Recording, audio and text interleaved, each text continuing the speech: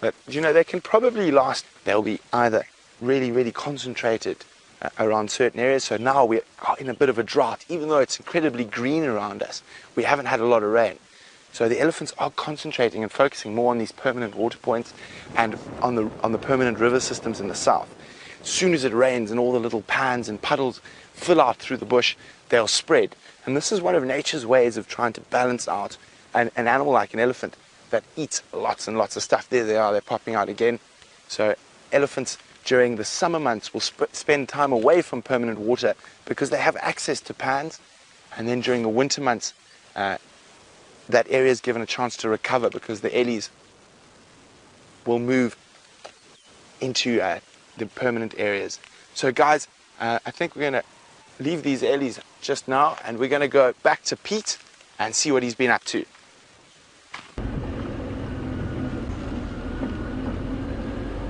Well, fantastic getting some ellies drinking, always lovely to see, and on foot also. It's a very special way to experience wildlife. This is another waterhole I mentioned earlier, Treehouse Dam.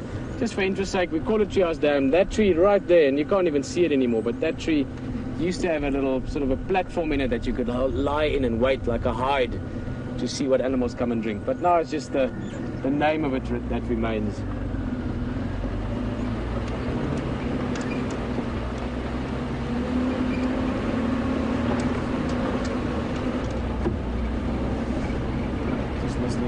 Anthony's question. Anthony, I'm going to get to your question just now. You were just wondering, how do animals defend themselves if they don't have any horns or tusks? But I was just saying that often when you're driving along and it's a bit quiet, it's a very important part of the whole safari experience for me as well.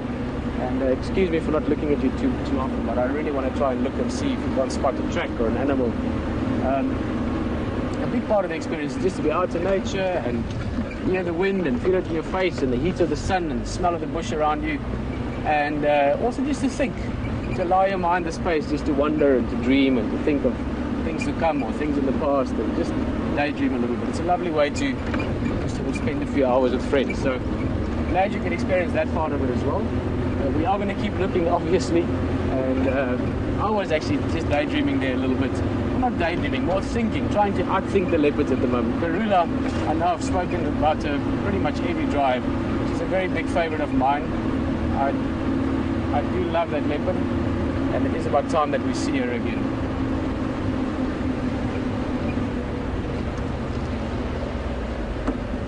Hello, Abby. Awesome to have you on Game Drive. Abby's 11 years old, and you are wondering, do cats have specific seasons to breed? Abby, no, not really. Your herbivores, in other words, your animals that eat plants, the guys that eat grass like zebra, the guys that eat leaves like giraffe, and of course, or should I say zebra rather, and of course things like impala that eat leaves and grass, but they eat plants. They tend to have their young as far as possible close to the summer season, so close to now when the rain starts to come and there's going to be lots of food. But for cats, conditions throughout the year can be better or worse for them, and there's no real specific season for them to have the young ones in. Also, just to answer your question, Anthony, you were asking earlier about defense mechanisms. How do animals defend themselves if they don't have horns or tusks? Sometimes just by not being caught. That's the first rule of defending yourself. Is don't be seen. Run like anything when you can, like the wind, if you are seen. So being, not having to fight, that would be the first way to avoid getting caught.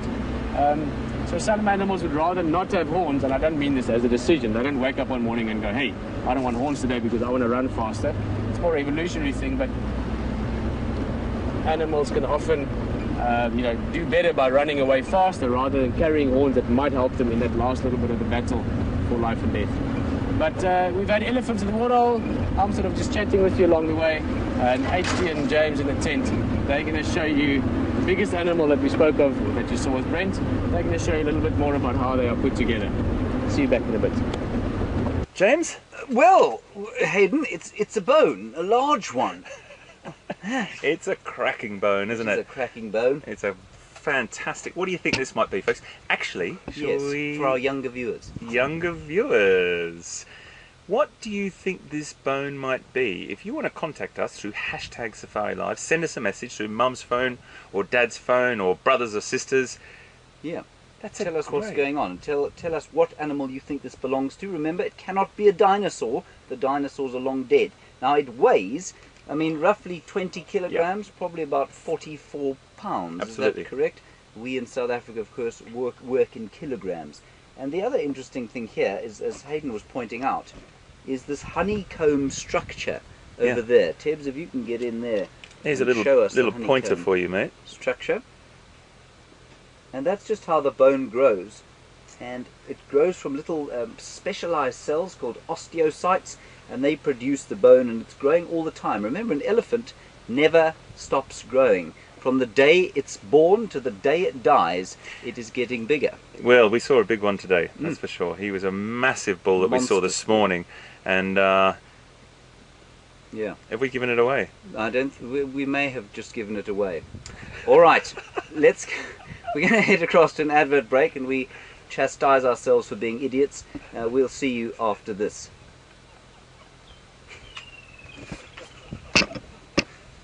Right. How funny. Hello, Webb. We were trying to test them. Hello, Webb. Hello, Webb. Right. So, Webb, we're still on our elephant bone here. Those of you who are on the web will now know it's an elephant bone. I believe Peter actually said it was an elephant bone. So it is an elephant bone. It's not a rhinoceros. It's not a giraffe. It's not from a francolin. We might have to test them when they come back on another bone. I think we will. Right. Let's head across to Peter. Let me give you a hand with that, old boy. And I'll retrieve this and put it back on the shelf. See you just now. Okie dokie. Oh, there we go.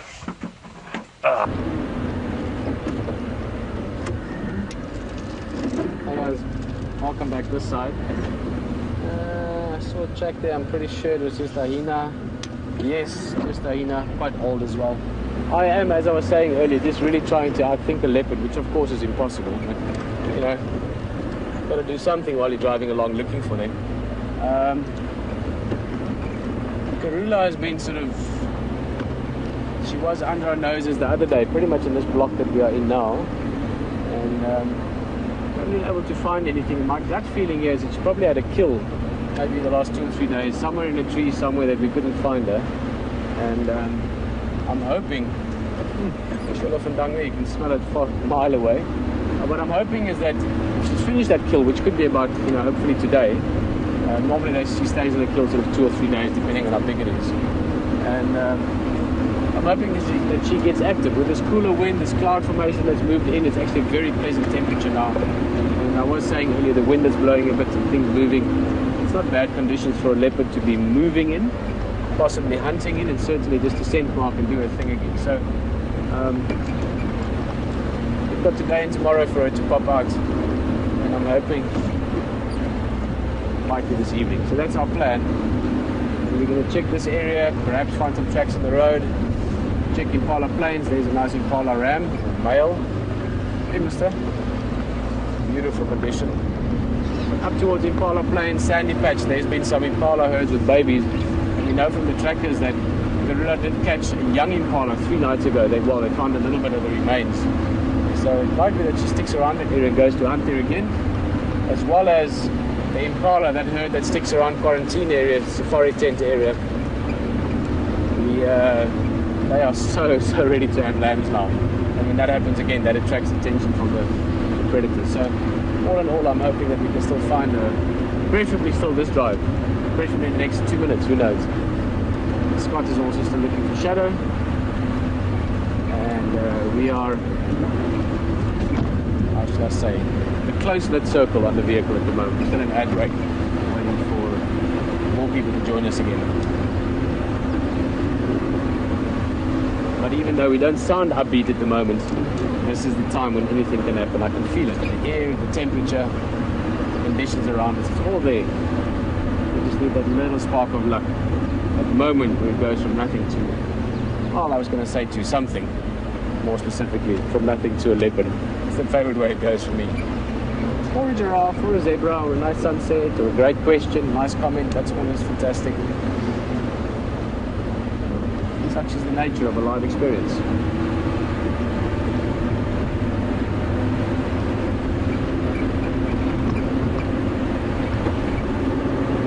But you have to keep looking. All the big trees, all the termite mounds, all the spots. To see a leopard is no easy feat. the best of conditions, never mind when it's a little bit tricky. That's why the element of luck is always important. How lucky were we last night? I still can't get over that experience. It was unbelievable. Well, we're going to go back to Brent. I will see you a little bit later again. Enjoy it with Brent on foot.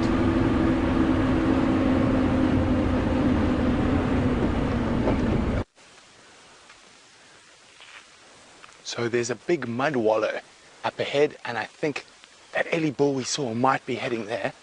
So I'm going to sneak towards it, and I've got a friend with me, but we'll have a look a little bit closer to the time when we get to the mud wallow. So let's go have a look. So the mud wallow is just in there.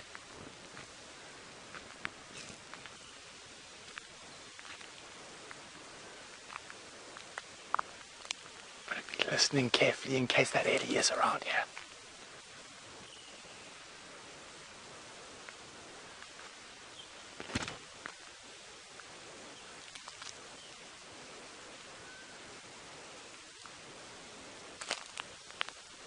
So we're just moving very carefully now. Quite a strong wind.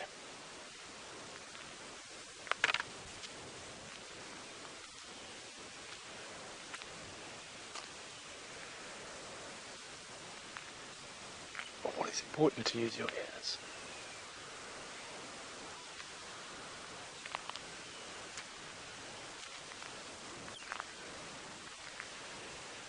So we're trying to sneak up towards a wallow where I think that elephant bull might have gone. So we're going to just go forward for a little bit, listen to see if he's there, and I found something else to show you, but let's just see if that elephant's there first.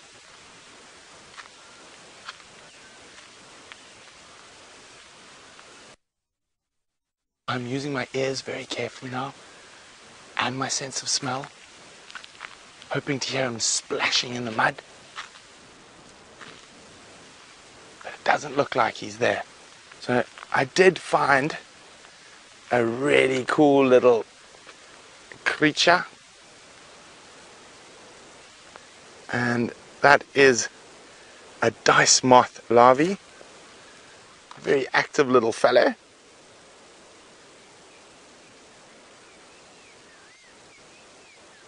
You can see those incredible sort of, they almost look like antenna. Oh, sorry, I'm just going to put them in my hand. I think it's going to be a little bit more stable. The wind is blowing this little piece of grass around.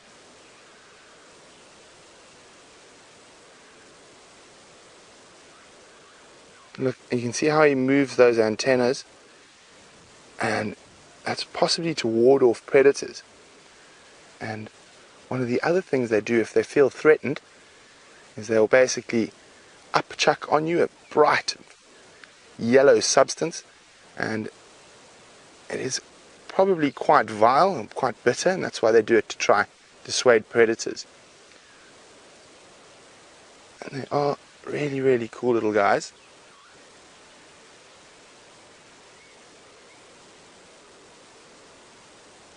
We're going to let this guy go and release him so he can go on to make dice moths. So the adult versions of these look like the back of a dice, and they're one of my favorite little creatures to find out in the bush.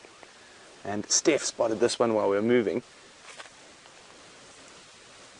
We're going to let that one move off, and while we do that, Susan's wondering, do we have any creatures that approach us on foot? Well, Susan, sometimes we do. And of course, not only dice moth and dung beetles, but one of my favorites quite often to sit down with and let them come up to me is giraffe. If you lie flat on the ground, they quite often get very, very curious, and they'll move towards you.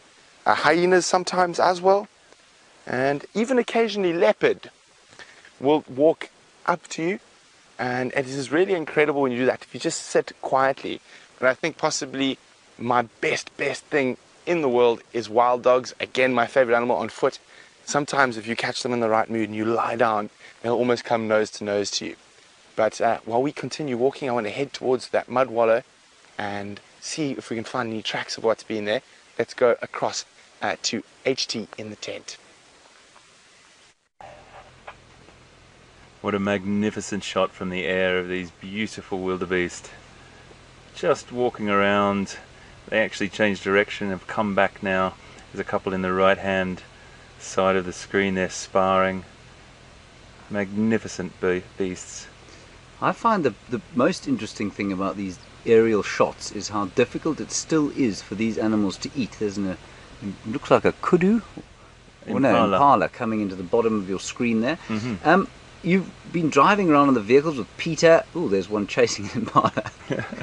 You've been driving around with Peter and with Scott, and you've seen how green it looks from the angle of the vehicles. But as soon as you come up into the air like this, we haven't had rain now for what, Hayden? Probably about almost 10 days. Yeah. And you can see that green flush that came out and would have provided these wildebeest and the other grazers with a whole lot to eat has really dissipated now, and all we've got is this kind of brown scrubby stuff. And I mean, I think the light does make a difference. If we had more sunshine at the moment, it would look slightly greener than it does there.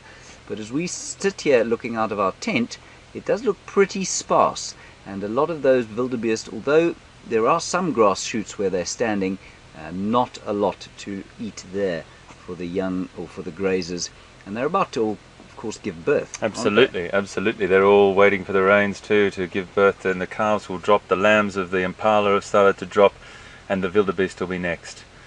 Yeah. But from one little creature about to drop on the ground to some other very, very beautiful small creatures. Yes, indeed. This is beetle-tastic today. We've got beetles coming out of our ears. Yes.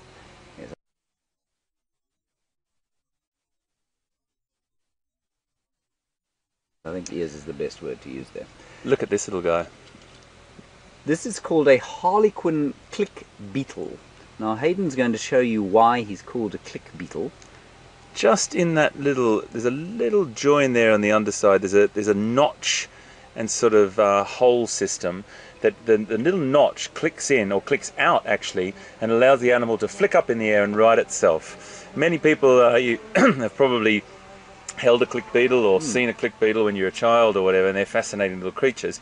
But it's an incredible mechanism. It's a little notch and hole system, and it flicks out like that and makes that clicking sound and allows the animal to right itself. But it's also a great defense mechanism, I think. So, well, I mean, just to show them, there's a notch there that goes in like that, and it's hard. It's like a sort of, I suppose it's like a... Listen. Like that. That's what it does. It's a little bit like when you were a kid and you put a playing card in the spokes of your bicycle. Absolutely. It's that kind of noise that it does it, and I think it also probably frightens predators off. Absolutely. Like if they get it in their mouth, they will constantly click, click, click, click, click, click, click, and it's at least one chance for them to get away. Most predators will just go fantastic, but they try. And let's just have one more look at the microscope, the other side of him. Ah, yes. There we go. Beautiful. And there you can see why he's called a harlequin. A harlequin, of course, is a clown. It's another word for clown. And, well, I mean, I think if you went to the circus and you found a black and white clown, I think you'd probably be slightly depressed about it. But the harlequin click beetle, nevertheless. Beautiful. You've got another fantastic beetle here, sir. Yes, a marvellous little thing called a common metallic longhorn beetle. He's just rushing into shot now. There he is. We'll take you back over to the microwave. He's also sleeping. Lots of sleeping beetles around here. So we don't want to talk too loudly, of course. And you can see there's the magnificent iridescent colours. They look exactly like sort of starlings. You know, we get a number of glossy starlings around the place. And this is the sort of same colour as many of those starlings. Iridescent, and that shine so beautifully. And when they're alive, I mean, they're not really sleeping. I'm afraid these are in fact dead beetles. We didn't kill them. We collected them already dead. Absolutely. And as Hayden was saying, they do lose the kind of luster, the great colours that they have, but some of them maintain a little bit of the colour, so we can show you what they look like. Guess what? What? We have a winner. Good heavens, do we? Yeah, a winner for our bone quiz. Uh-huh. Who is he? Lucas, you have just won, and you have told us that it's an elephant bone. Brilliant answer, my boy. Absolutely superb. Lucas has just Well done, won. Lucas. And you got a big shout out from us live here, coming from Africa, and you have just got it right. It is an elephant bone. And you wanted to know why it was cracked. James, you may be able to answer that. I think it's cracked, Lucas, simply because it's old, you know. That's a very old bone, Lucas. I think it's been Let me get it down for you, yeah, just quickly, so you can it's see been it. lurking here in the bush for many, many will do, really. These. There you can see those cracks, Lucas, and it's just cracked because it's old. If it had just been killed or it had just died and the skin had come off, it would look a lot more solid. Remember, bones, I think a lot of people think of fossils as bones. Fossils are not bones. Even the bones of an animal like this will come away, and you can see the bits of calcium coming off on my hand as I rub it. So just old, and eventually it would disappear into the earth and become part of the food cycle again. Lucas, brilliant. Brilliant, Lucas. We think you rock, buddy. Yes, we do. Absolutely. We are going to go across to Scott. There is always something interesting going on Safari Live. Let's see what he's up to. So, we've got some exciting news, everyone. We've heard some impala alarm calls, and this was the area that this leopardess shadow was seen in this morning. Now, I'm hoping, with a bit of luck, we're going to find her somewhere. She could have moved off away from the alarm calls, or she could be lying up in a tree or a termite mound. Let's check this termite mound carefully here. They like lying up on elevated platforms like this. Nothing there. Very well camouflaged though, so we do need to make sure we are scanning very carefully, making sure, and we'll need your help here, so if you spot anything, please feel free to share with us. Nothing up in the tree at first glance. Like I said though, the camouflage is really, really good. Let's maybe just drive around a little bit further and check on the other side of this termite mound. We have been checking here for a few minutes, so she could have moved off already if it was a leopard that the impala were alarming at. Maybe it was just these windy conditions that got the impala unnecessarily nervous. They may have seen something or heard something that may have appeared to be a leopard, but not actually been one. Just making sure we don't miss anything.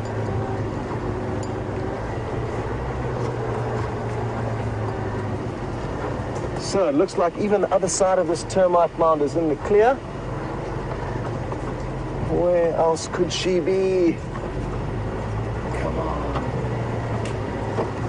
Anything back there, Brian? Nothing, eh?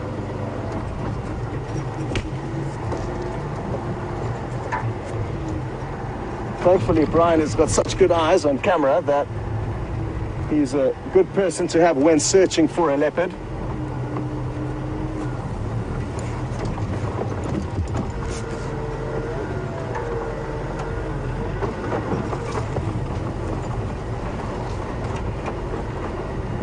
Come on, leopard, come on. She could be just here, anywhere here.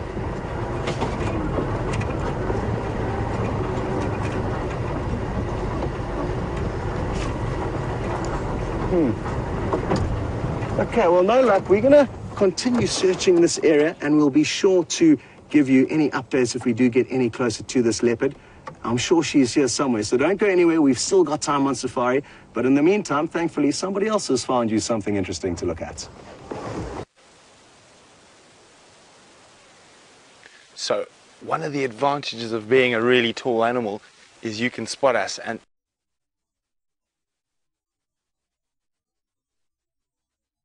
from quite a long way away, peering over the trees at us and keeping an eye on us. And we're going to try something which is quite cool. And so animals behave differently. You get close to them for nefarious reasons, they might disappear. But if you sort of walk quite openly and you don't walk directly at them, you sort of walk at oblique angles and sort of show that you are not hunting them, they quite often will let you pass quite close. So what we're going to try to do is non-predatory behavior with this giraffe. So we're going to walk very slowly. We're quite a big distance, and it is through some quite thick bush. I'd prefer to do this in a more open area. So what I'm going to do is I'm going to walk very slowly through here, talking so the giraffe can hear me, and walk through to where it is more open, and then hopefully get into a position where I can sit down. And sometimes when you do that, the giraffes get really curious, and they sort of come and peer over at you. So I'm hoping that this will be the case. There's a bit of a strong wind. That's why I don't want to do it in thick bush. I want them to be predatory behavior.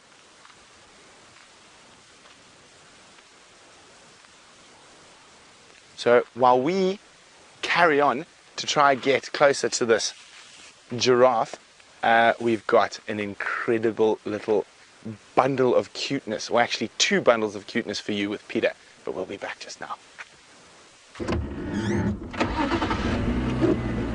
Well guys, beautiful view. Let's just catch up. They were just running around there and a lot of excitement there with Scott. This is the time when the cats start getting active, and alarm calls of any sort are always good to investigate, so we'll see what happens there. Maybe there's a big surprise for us soon. Just have a look at these giraffe again. Also, like those buffalo earlier, very good spirits. There seems to be a little bit of sort of higher energy. And there's an impala. We've got a little herd of, well, actually a good sized herd of impala here with us as well. But let's just watch this little giraffe. I want to get closer. If they move from there, they're going to go into very thick bush. But just here on the right, there's some impala as well. They've been around for the last few days, so that's why I came up here, see if there's maybe some activity around them later on. But giraffe are always beautiful to see. They're just such, unique animals, but they are extra cute when they're small. So there we go. Much better than that, you're not going to see a young giraffe. Look at that. Like a little mini-me of the adult.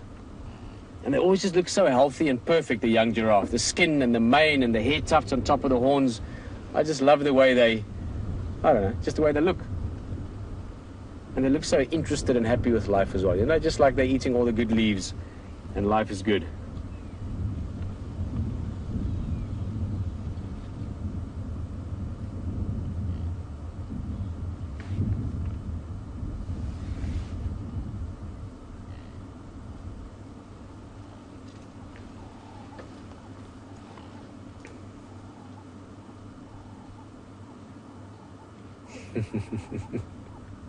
No. Sorry, I'm just thinking that doesn't look like a very big giraffe, just because he is a small one. Well, is it a he? Yeah, it looks like a he. A young bull. You can only really tell the sex very easily when they're a little bit older by looking at the horns. Let's just see if he stays around. Oh. See, he forgot that mum had moved on. When they get a little bit older, I mean, this one's only, I don't know, probably about 2 months old or so, but when they get older, 5, 6, 7 years and on, you can see male and female. You can quite easily tell the difference by looking at the horns. The males have got thicker, heavier horns with lots of, not lots of, like a little bald patch on top, like you can see the skin on top of the horns. And the females have got a little tuft of horn. I'm really confusing myself. Let's start that again. The females have got a tuft of hair on the top of the horn, whereas the males have got a bald spot on top of the horns. So when they get older, if that made any sense, if it didn't, don't worry about it. If you see another big giraffe, I'll help you figure out if it's male or female. I want to show you these impala. Well, actually, let's get first leader.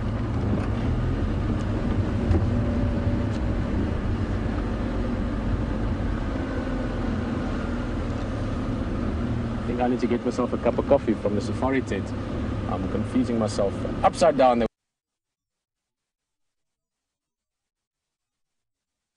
Beautiful view of this little guy. Okay.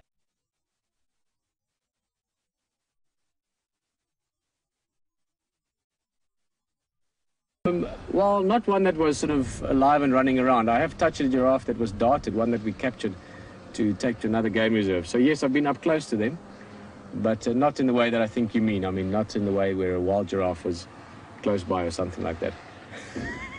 It's got a fright from its mother. She just walked out on the edge there, as you can see, and the youngster jumped a bit. But this is all good nature jumping around. It's just a bit of energy, cooler weather, as I said. It is affecting animals. They're like us.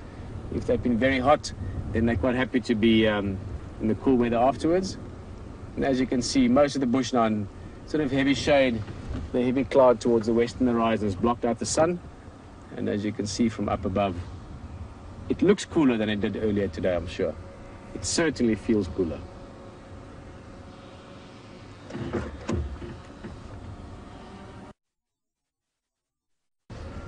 Well, I'm going to stick with this youngster a bit. What happens often with animals, well, let's just leave him to eat. He's eating some sickle bush at the moment.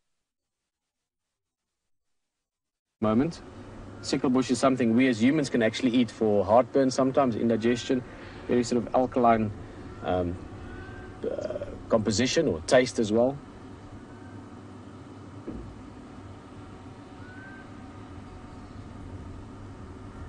But that's a great question to which I wish I could give you the exact answer. In fact, I would like Hayden and James to back that up for me a little bit later in the tent, if we can remind to ask them again. But you're just asking how many types of giraffe there are. I think I read 7 not so long ago. You get the southern giraffe, which we're looking at now. Then you get the reticulated and the Rothschild's giraffe in East Africa. Those are the 3 main species I know of. But then some of the subspecies, or what used to be referred to as subspecies, are now seen as different species as well. So I could be totally wrong with that, but either 5 or 7.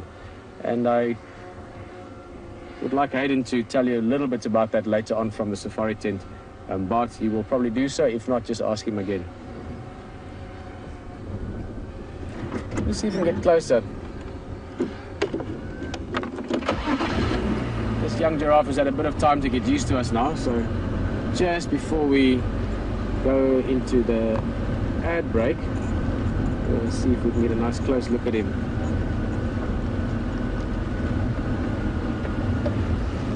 There we go. As he walks in behind the sickle bush, we will see you back here in a bit.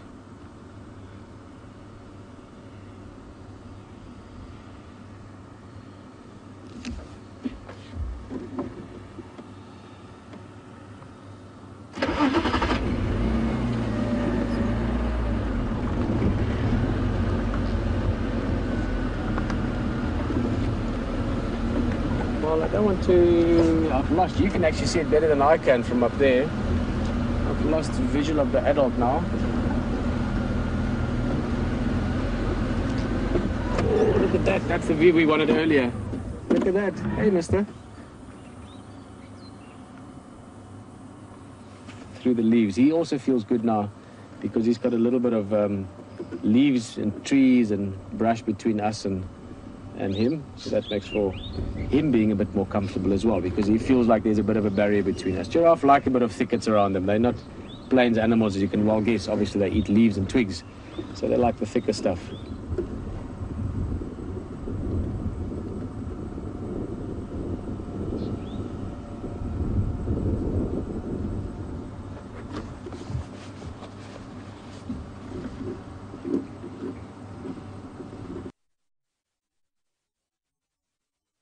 I was just thinking of which.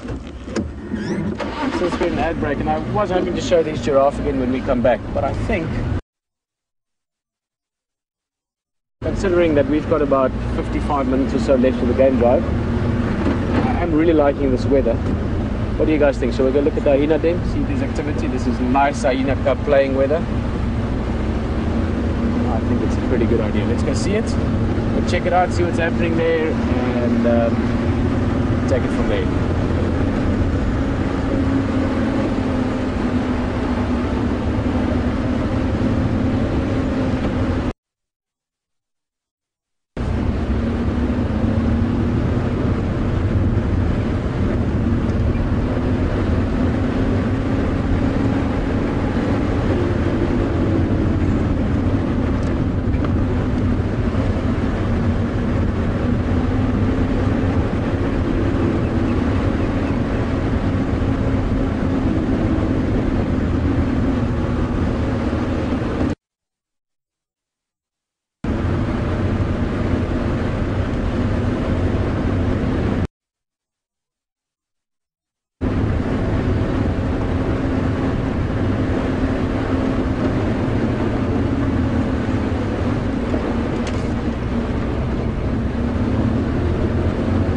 Just to give you an idea of our time schedule here is, I think it's about 2 minutes or so before everyone else gets back in the vehicle. It should be roughly how long it takes us to get to the hyena den.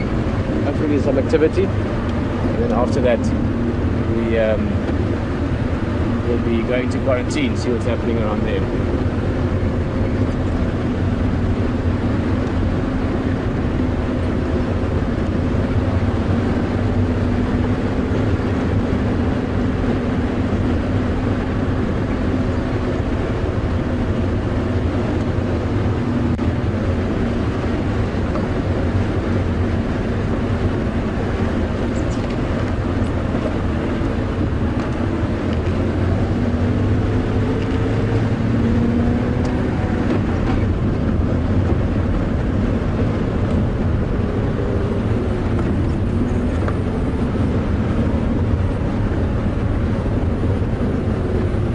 So just to remind everyone again, as I was saying just now, we'll be at the hyena den hopefully in time when everyone else joins us back in the vehicle. And sorry for this, but we are trying to figure out a few technical things while everyone is live on the drive as well. So just sit tight, enjoy it. We'll see you shortly just now.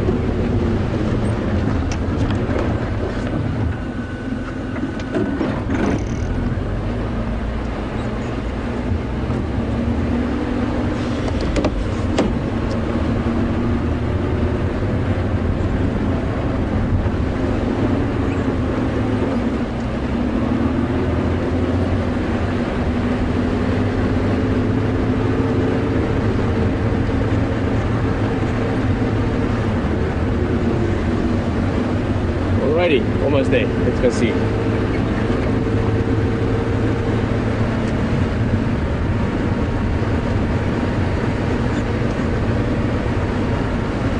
Well guys, welcome back. I know it's been one of those afternoons where things aren't happening as fast as they sometimes do, but trust me, I always say that, you know, whenever you're not seeing exciting things, it's a good sign because it means you're getting closer to seeing them. We're just around the corner. In fact, we've got 2 dips and 3 bends and then the corner to the hyena den.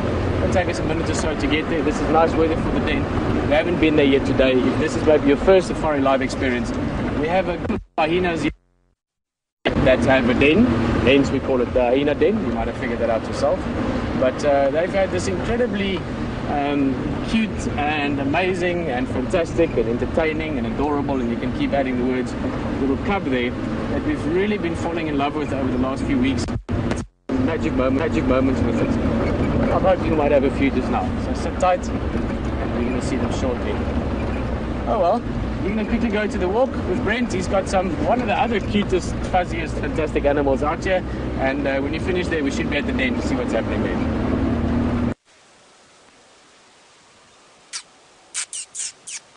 Look at this. It is the smallest member of the carnivore family. And while we're here, they're actually popping up. Another one's popping up, another one's on top looking at us. I'm just going to make a little noise that they get curious about.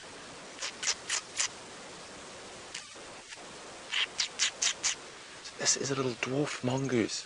Oh, you can hear that little call there. Little dwarf mongoose, the smallest member of the carnivore family in Africa. There we go. Look at little heads. Oh, popping up. They're incredibly curious, and as again, non-predatory behavior, they sometimes come right close to you to check you out. So they feed off a whole host of different things, and they live in abandoned termitaria like this. And there'll be a network of tunnels, and this termite mound is extinct, so no longer got any termites in it. Look at them, they're coming out, they're getting used to us. And they'll have multiple of these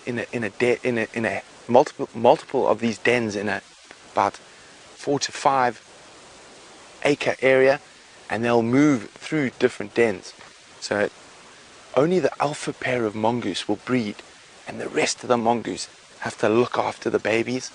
And for me, they've possibly got one of the most fascinating sort of challenges to become one of the alpha pair.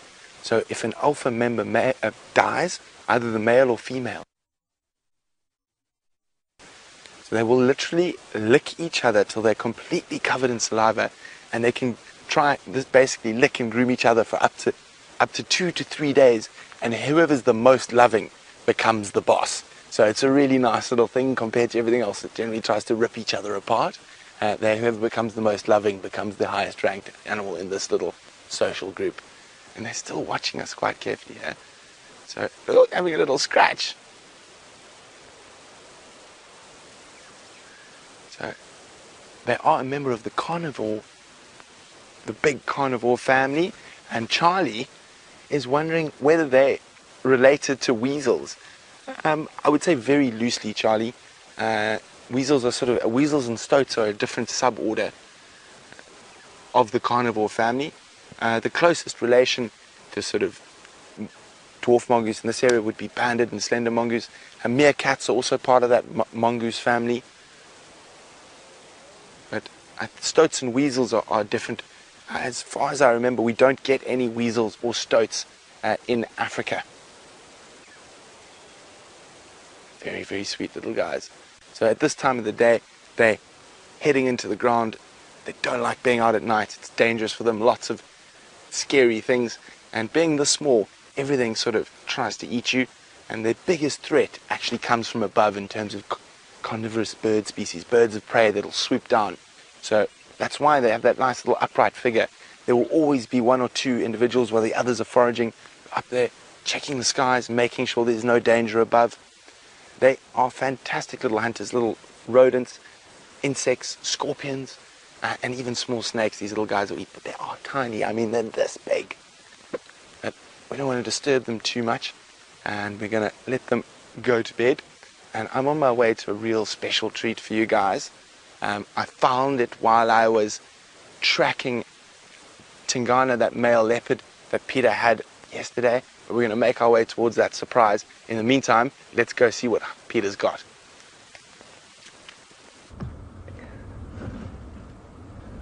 Well, as I said, dwarf mongoose is probably one of the cutest animals, well, anywhere really. They're fantastic little social creatures, beautiful to watch, and I'm sure you enjoyed that. We are at the hyena den, and we already know if they're here or not. And I'm not going to look excited because perhaps they're not. Perhaps they are, who knows. But one of the things that I love about safari, that I absolutely love about a game drive, is that moment of seeing something, just that moment of discovery. We're driving along, having a nice chat, and suddenly there's something. So even though I know already whether they're here or not, I just thought I'll say that to you first, and then let you see whether they're active or not. I have stopped behind a bush. I haven't been watching what's going on there for a bit, so perhaps it's changed. But I just wanted you to be here for that first sort of second as we get to the hyena den. Hey! Fantastic. And the youngster is there as well. Well, the very youngster. This is the youngster, and the very youngster is the smaller one in the back. There's three young hyenas in this clan at the moment that we see. One is about a year old. This one, that little dude, probably about, I'm not sure, going into 3 months now, 2 months or so. Starting to lose that dark black color, starting to get a little bit of brown, and more importantly, and from a sort of fun point of view, starting to lose its fear of leaving the den. It's starting to get a little bit curious over the last 2 weeks, 3 weeks. We've seen most likely her. We've seen her not only playing with mum, and we've had some beautiful, intimate, loving moments with them, but also have noticed that she's starting to get a bit braver and starting to venture away from the den just a little bit, couple of feet, couple of yards, and who knows, maybe today is the first time that she comes all the way down to have a look at the vehicle. Inevitably, hyenas get curious about the 4x4 vehicles, the safari vehicles we are in.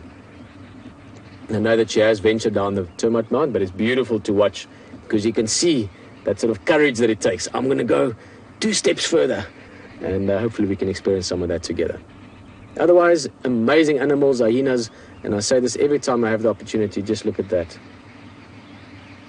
Every time I have the opportunity, I tell people that you must realize that hyenas tend to have a bad reputation, mostly because of, I always say that hyenas make good bad guys and lions make good guys in stories, even though it's not necessarily the case. Hyenas are highly intelligent. I know Jamie always says hyenas are probably the most intelligent of the predators, which I have to agree with.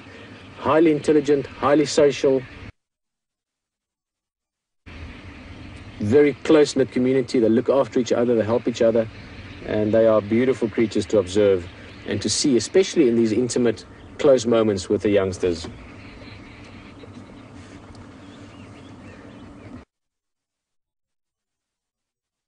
Entering the teenager stage, all paws and well, and maybe coming to have a look at us. Look at that. Beautiful animals, especially when they're young like this, nice and fluffy. The spots, obviously they are called, if you didn't know this, they are called spotted hyena. We get 4 kinds of hyena in Africa. Spotted hyena is the most prevalent, or the most sort of widespread. This one is, what's she playing with? Looks like a piece of buffalo dung. And we get the brown, oh here's the little one, look. Coming down the mound, exploring the big wide world. What a great adventure to have a young life full of new things to discover. Including your older cousins ear or foot or tail, I'm sure we'll see. Oh, look at this.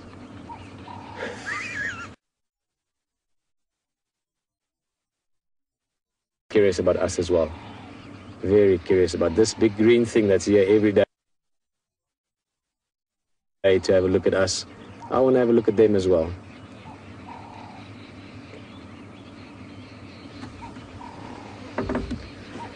Good question, Cody. And I also like the question, Cody, you're just asking, at what age do hyenas go out with the rest of the clan to go and hunt? I love the fact that you ask it to go and hunt. Many people, as I said just now, have often misconceptions or misconstrued ideas about a hyena. One of those is that hyenas don't hunt and they only scavenge. And they are great scavengers, make no mistake, but they are also great hunters. So, Cody, I like the fact that you asked the question in that way. They will start joining the group, even this younger, not this little one we're looking at now, but even the other one that's 6 to 8 months old now, will start to move around with the clan. Maybe not really hunting yet, but starting to explore a bit and starting to see what they're doing, if it's in the vicinity of the den perhaps. And then from about a year onwards, they will start getting more active with the clan and go along, but just learning. I would say probably age 2 or 3 they are, then they will actively partake in the hunt. Unfortunately, that little blurry bit you see in the front there is the corner of the landy that we are in.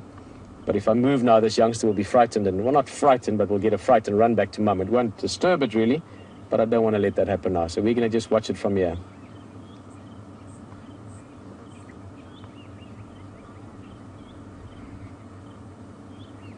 Guys, I love the questions. Great question, Becca. New name from Florida. Nice to have you on safari with us. Look at that. Oh, I love it when they get hold of the ears. Hyenas have got big ears. All the better to listen with, of course. They communicate a lot with each other over great distance. But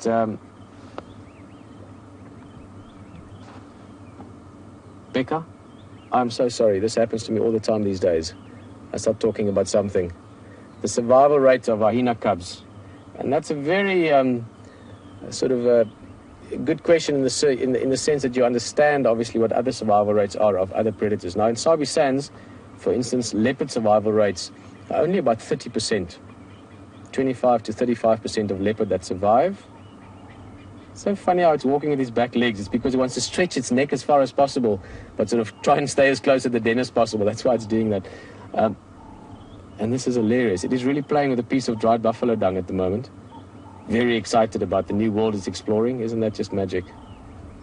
And I would say, and I don't know this for a statistical fact, but just from having looked at many of them over the years, I would certainly say that in Sabi Sands, hyena survival rates are better than leopard survival rates and even lion survival rates. Over the last few years, we had the Mapocho Male Coalition, and this is going a little bit back in history, that came in here and they killed something like 42 lions when they took over various territories of other males, and many of those were cubs.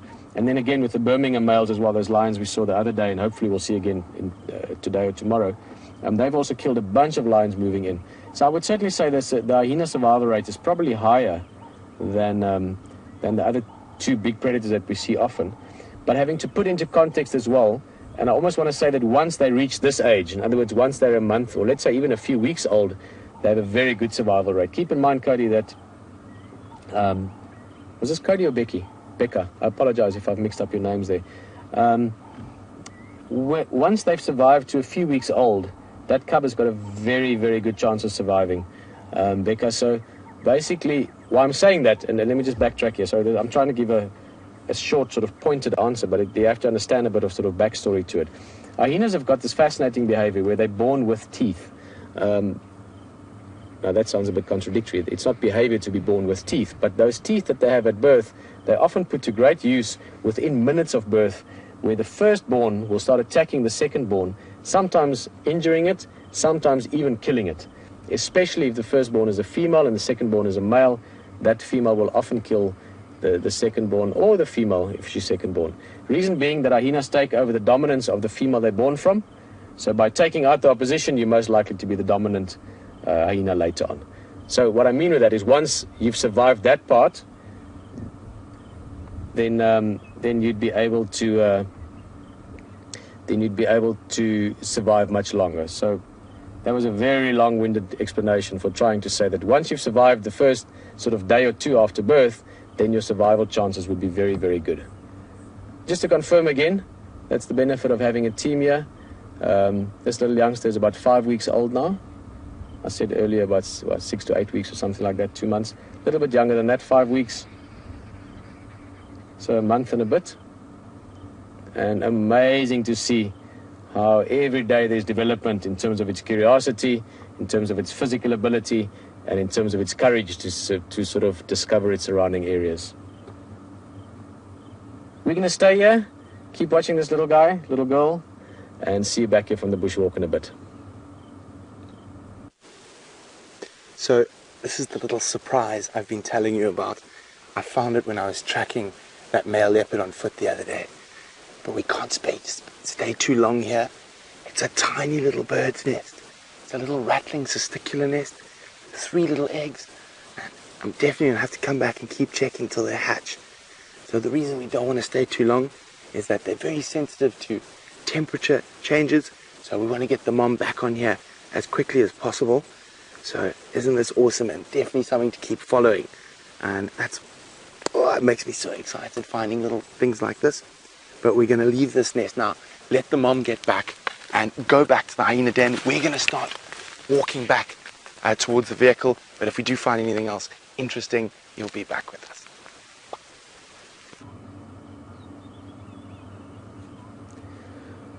Well, she's having a well-deserved rest.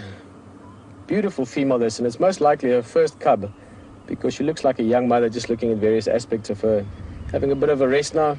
She will be lactating, in other words, providing milk for this cub for about 2 years of its life. It's one of the longest sort of lactating periods, especially if you compare it to some of the other predators. These 2 youngsters,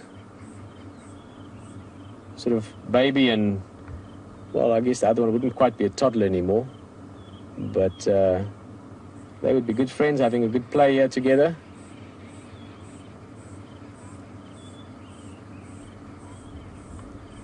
The carefree life of young animals.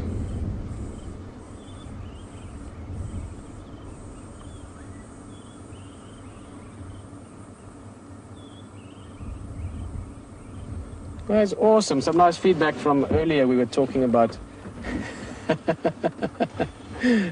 sorry, you didn't see this now, but the older cub, this sort of the 6-7 month old one, that one moved suddenly, and that made the youngster scramble up sort of into 4x4 mode up the slope of the termite mound there.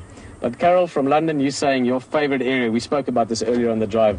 Now, what's some of your favorite parts, favorite places in the world? I was saying that the Lowveld, where we are right now at this moment, is one of my favorite places in the world. Carol saying Mana Pools, definitely. In Zimbabwe area.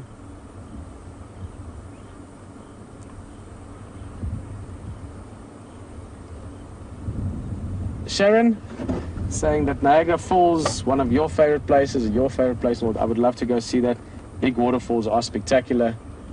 And Simon says, now obviously if Simon says you do, Simon is saying, Simon, I like your answer, obviously. The back of the Jigga, which is the nickname we have for this vehicle that we're sitting in right now. This Land Rover is called the Jigga, which is the Shangaan word, Jigga, which means to twist and to turn, or to zigzag, or to weave your way through the bush like a leopard would flow when it's hunting, or an elephant herd would move down to the water. And this is a brilliant vehicle. Last night when we were following that leopard, I mentioned it once or twice. I spoke about it again back at camp. The ability to move in the vehicle that we are in. I think there's only one other kind of vehicle in the world that could rival this Landy. And it's also a generic name for 4x4s. Jeeps, the short-wheeled ones, are also capable of doing that. So it's been awesome. Awesome, guys. Thank you so much for all the feedback. Many people coming back to us about favorite places to be and to see and to experience. And we unfortunately can't mention everyone's name, but many of you saying and agreeing that Africa is certainly one of those to have on the bucket list. And I think if you had to sort of put little buckets in the bucket, one of the things you'd have to put in that sort of smaller bucket would have to be seeing hyenas, if you can, at such a special place as a den with a little girl like this one that we are having a fantastic time with. Just to explain again why I say that she's most likely a girl is the fact that she survived, and there's only one would most likely suggest that she's female.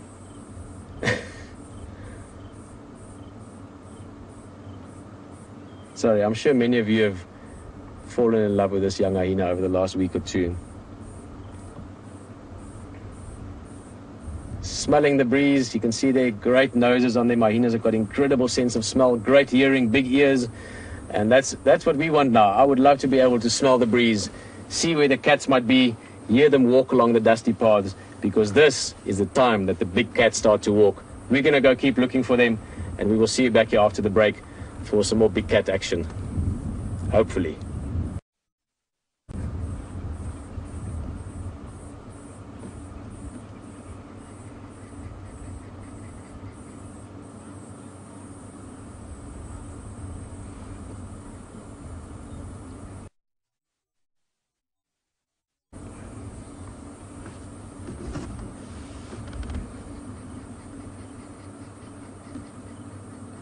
What a treat to have these places that you can go to.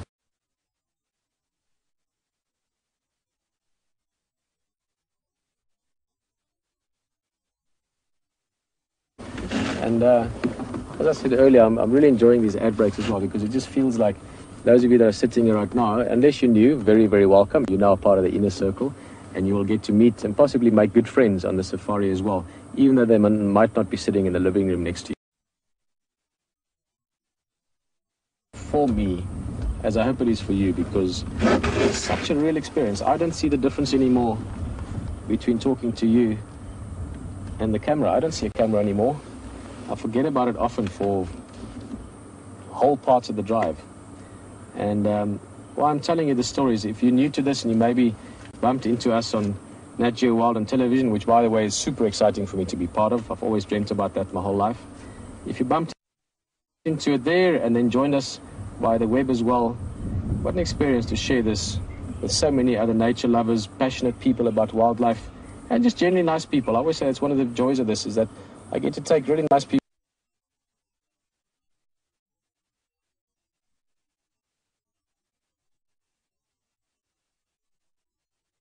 friendly people, friends in many cases, along on safari. So just to tell you that you are sitting not only in a place with a great view,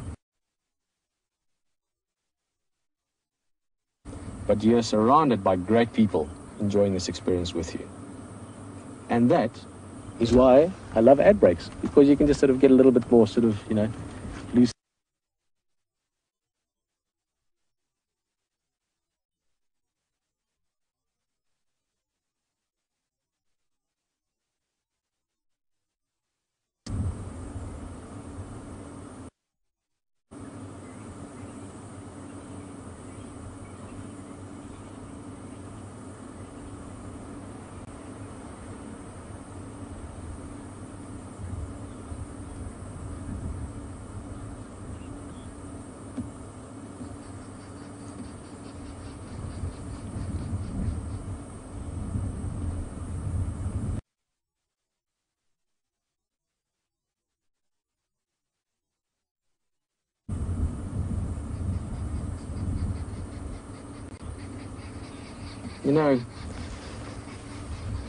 Sitting back just listening to those arrow-marked babblers, those are the birds you can hear in the distance. I can hear the cicadas, that constant sort of buzzing sound.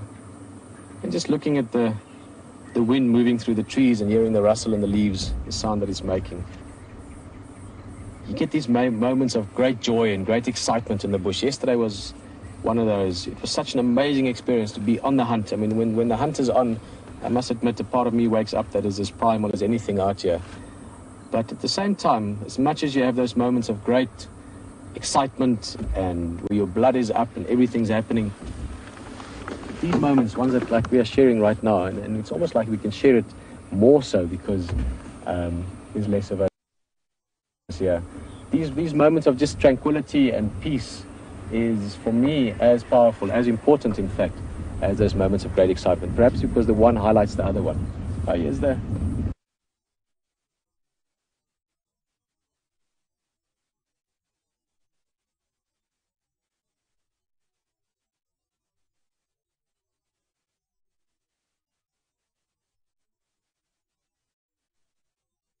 wilderness areas where you can sit with a baby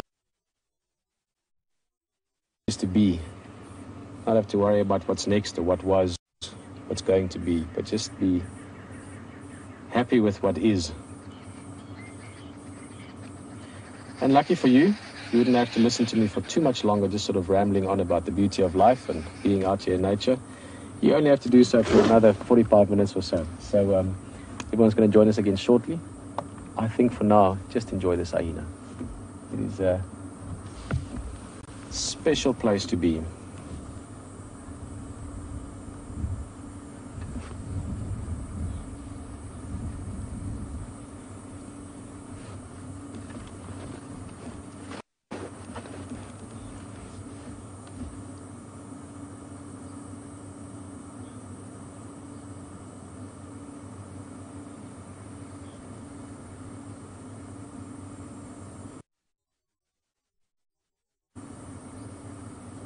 A well-deserved rest at the end of a long, hot day. Everyone's about to join us again.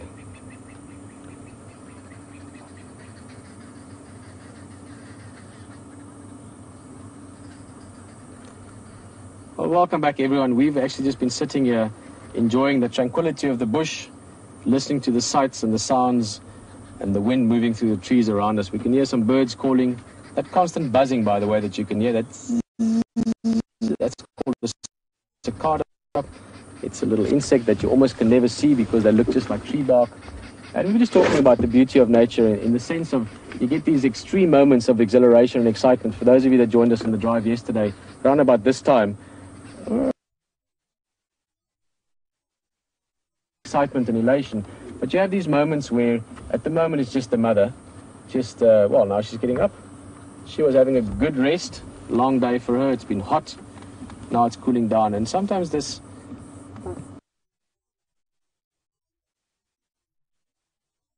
go around to that side of the den as well. But I think they're going to.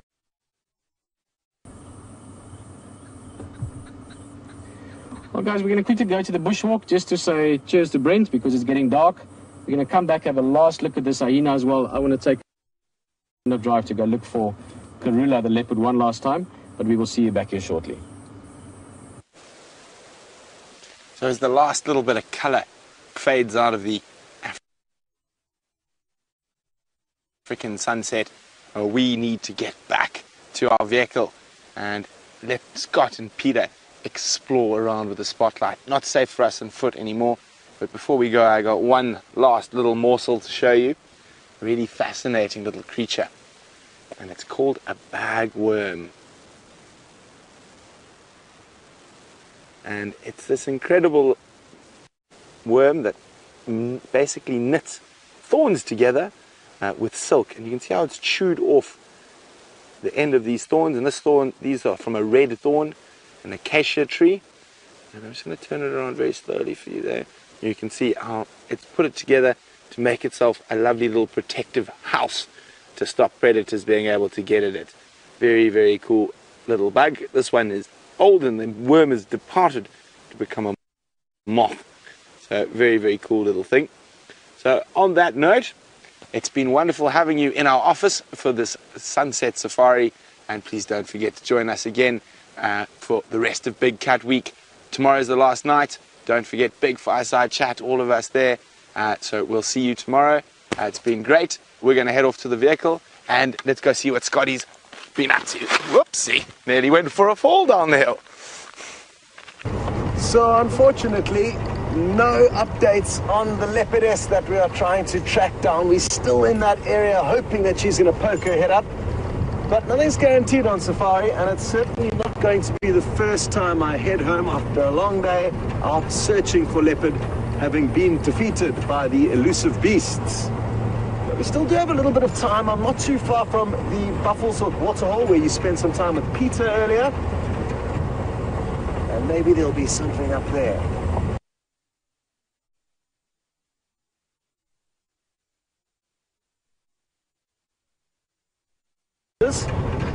While we've been focused on trying to track down this leopard. And Harry's just asked, why are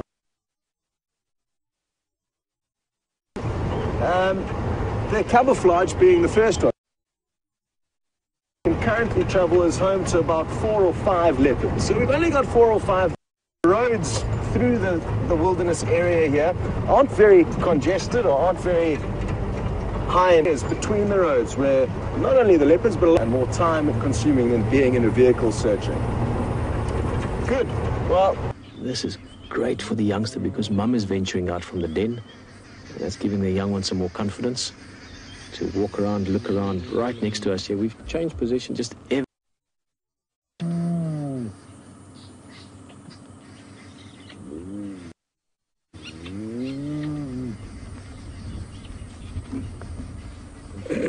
Shame. Staying so close to mum that you're ending up under the paws.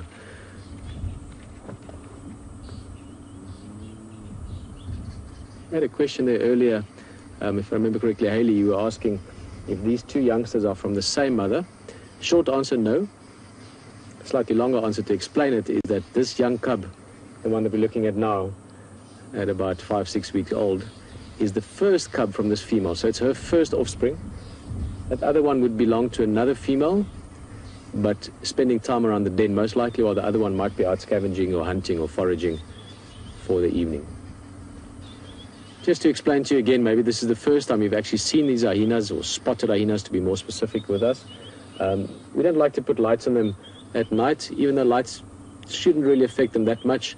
But at the den, you want to keep the den site very sensitive, very respectful, and to put lights on here could just be, you know, attracting some attention that it might not otherwise. And you don't want to do that when there's such a cute little guy, little girl out and about. So we're going to sit here another minute or two, and then we're going to spend the last few minutes looking around.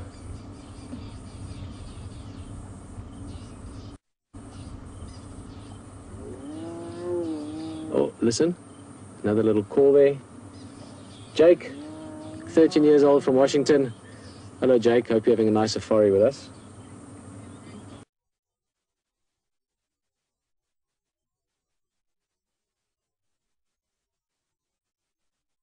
You were just wondering if other hyenas come into this den as well, or also use this den, if I understand your question correctly. Yes, they would sometimes, but typically hyenas move around quite a lot, use different areas. In fact, one of the other den sites that this clan uses, we saw the other day, is starting to get active again as well. So they would use other den sites to sleep in.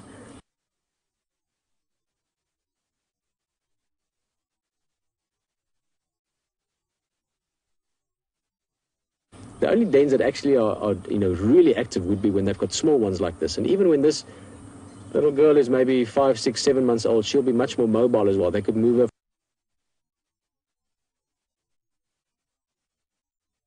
from one den to another. But at this stage, still being so small, she needs the den. But as importantly, as we can see right at this moment, she needs that closeness to the mother, not only for more.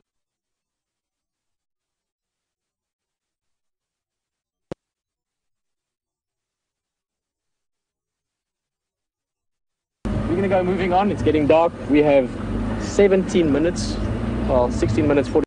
James have been showing you lots of interesting things, but also we have a very special goodbye to one of the for a month. He is an extremely passionate character. He's one of those people you meet and he just makes you feel good about life, and he does some amazing stuff with the camera as well. So enjoy the tent. Say cheers to Philippe for me as well, and we'll see you back here, maybe still with a big cat for Big Cat Week before the end of this drive. See you in a bit.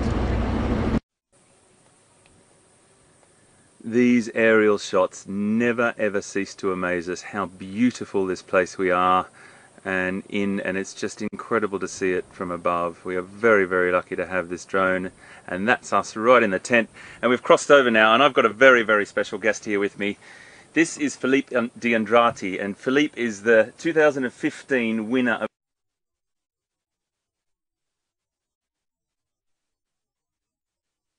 the Wild to Inspire National Geographic filmmaking competition. Nat.Geo do these things. They get young people out there, they platform them, they give them the opportunity, and this guy won. And I tell you what, mate, it's been an absolute pleasure to have you here, mate. And I tell you what, he's been fantastic. He's been such great energy, mate. How's it been for the last week? You know what? It's incredible because So many nights, I've dreamt that I was in Africa. I've dreamt that I was there, that I was in the bush, that I was around all these characters, experiencing all these amazing things.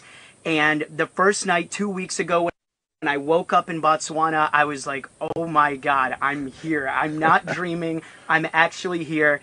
And it's honestly, it's been the most delicious slice of life pie. You know, this whole experience, I've sunk my teeth into it. I've been surrounded by amazing people, and I hope it doesn't end. He's the energy you just saw then. We've had this for 5 days, so everyone's fed off it. It's just brilliant. But not only has he won the the Wild to Inspire competition, he's also won 4 Emmy Awards already. So this guy is knockout. And I tell you what, he put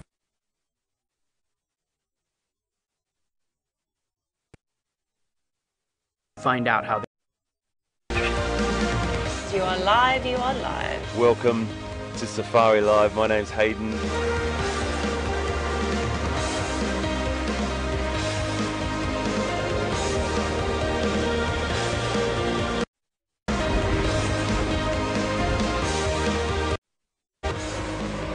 With its endless cast of characters and wanderlust settings, Africa is the perfect place to bring you stories of the natural world. And it is no wonder why we are fortunate to do it.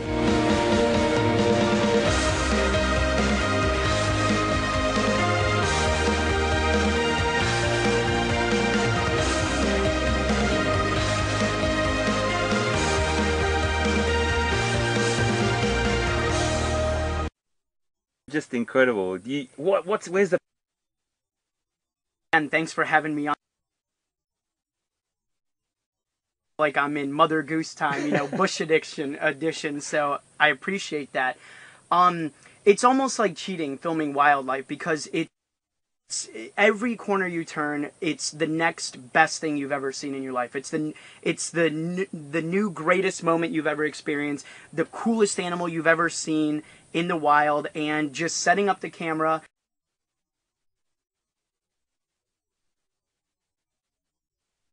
and hitting record, you know, maybe thinking about composition, framing, exposure, those technical, you know, little tidbits, but it's easy. I mean, it's easy when you care about it, when you love it, and to be out here, it's the most wonderful thing to just set the camera up on these creatures and just let them do their thing, you know? I totally agree, mate. You nailed it there. In a couple of sentences, what could you say to young people watching this, young people just like you, that could inspire them to follow what you're doing and do it exactly like that? You know what?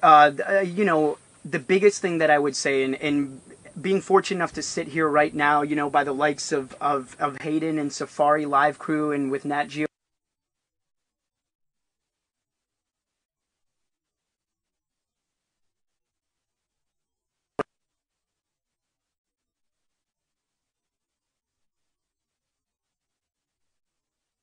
you know, I'm humbled to be here, and just go after it. Go after it. Top, mate. We want him to stay. We don't want him to go. He's a magic, and you've got to follow this guy. Philippe D'Andrati, follow these films. You're going to see films out there, more of his for sure. And Nat.Geo Wild, you rock, because there's platforming guys like this for the next generation. Right, we're going to cross to Scotty, and we'll see what he's up to. Wow, you wait till you see what he's got.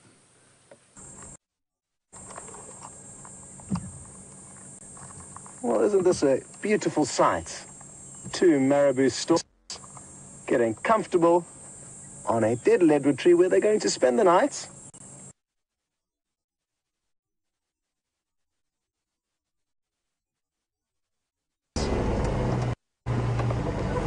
Now, just a reminder, I know a lot of you have been playing Safari Bingo over the time and are eagerly awaiting the results. And fear not, they are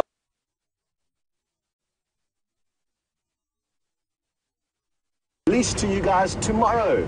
So tune into tomorrow's Safari, and we will be sure to let you know what's going on with the Safari.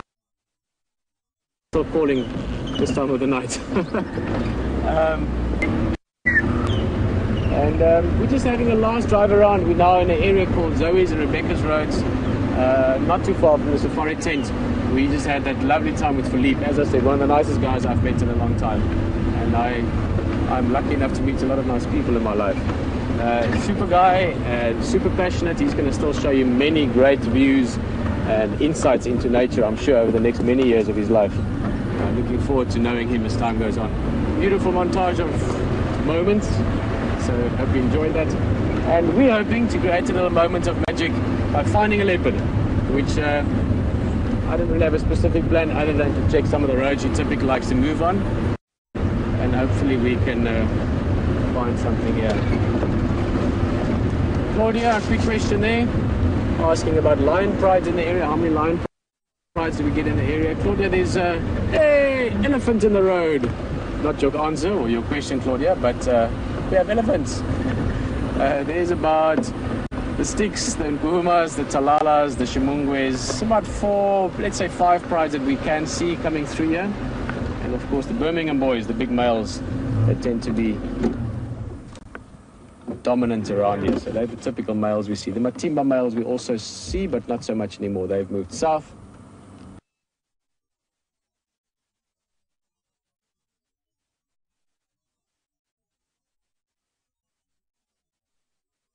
They're elephants, and we like elephants. Trust me, no one likes elephants better than I do. But we have about 6 minutes left, and I'd say we at least have a 50% chance of finding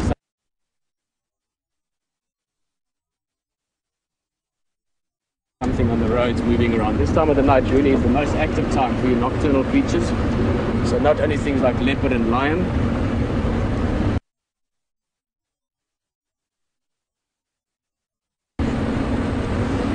but also, sorry Claudia, almost black in color, that puff themselves up, they go, and they're like ferocious in their approach to you. So that's where the name dwarf lion comes from. Wait, there's a little Nat.Geo that flew off. Others, not just mammals, also beautiful. Now, I wouldn't be holding it if I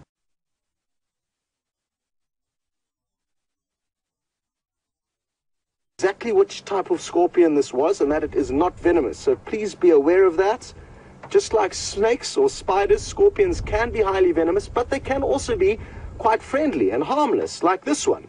Now, if you look at its pincers, you'll see that they are massive, massive pincers, like those of a crab or a lobster, where its tail, which you can't really see, but I'm willing to almost touch it because that's how friendly these specific scorpions are. It's not a very big tail, and tail compared to pincers, if the tail is small and the pincers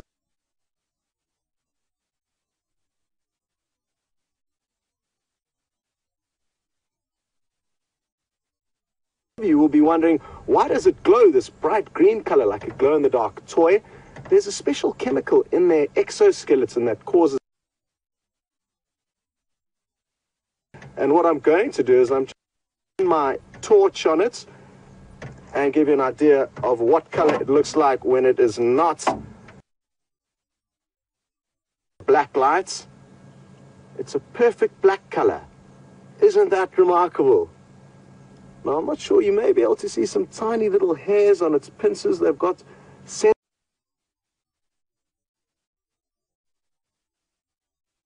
see there, called trichobothria. They help the scorpion to find its prey. Anyway, sadly, it's the end of the safari, so we're going to send you back to Aiden in the tent.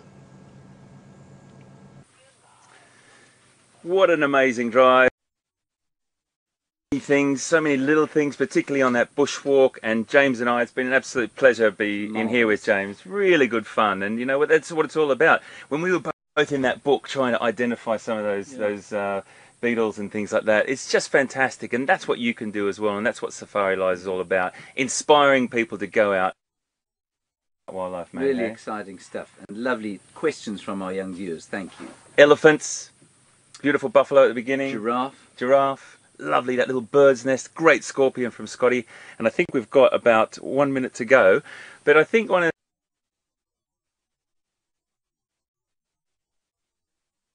the same time, exactly the same thing. Brilliant. I think we should bring Philippe back in to say farewell. And thank you guys. It's been an amazing experience. See you tomorrow.